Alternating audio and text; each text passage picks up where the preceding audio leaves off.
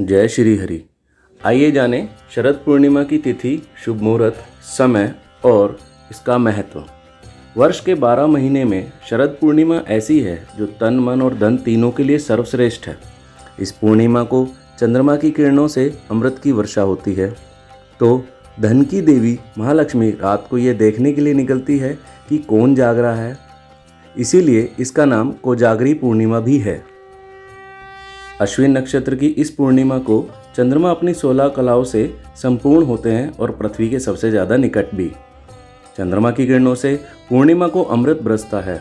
आयुर्वेदाचार्य वर्ष भर शरद पूर्णिमा की प्रतीक्षा करते हैं।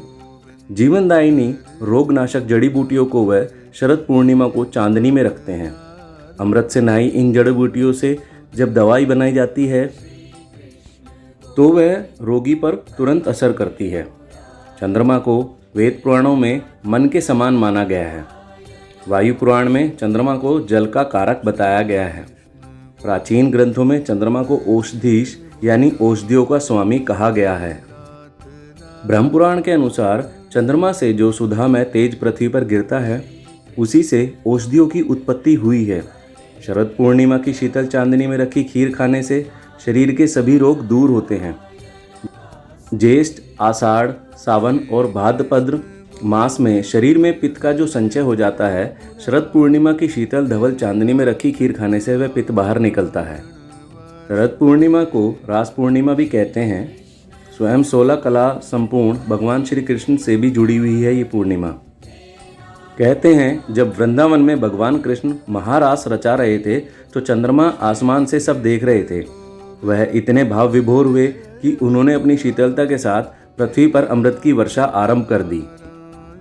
आदिदेव महादेव और देवी पार्वती के पुत्र कार्तिकेय का जन्म इसी पूर्णिमा को हुआ था। गौर वर्ण, आकर्षक, सुंदर कार्तिकेय की पूजा कुंवारी लड़कियां उनके जैसा पति पाने के लिए करती है। शरद पूर्णिमा ऐसे महीने में आती है जब वर्षा ऋतु अंतिम समय पर होती है और शरद ऋतु अपने बाल्यकाल में होती है, परंतु हेमंत ऋतु आरंभ हो चुकी होती है और इसी पूर्णिमा से कार्तिक स्नान प्रारंभ हो जाता है।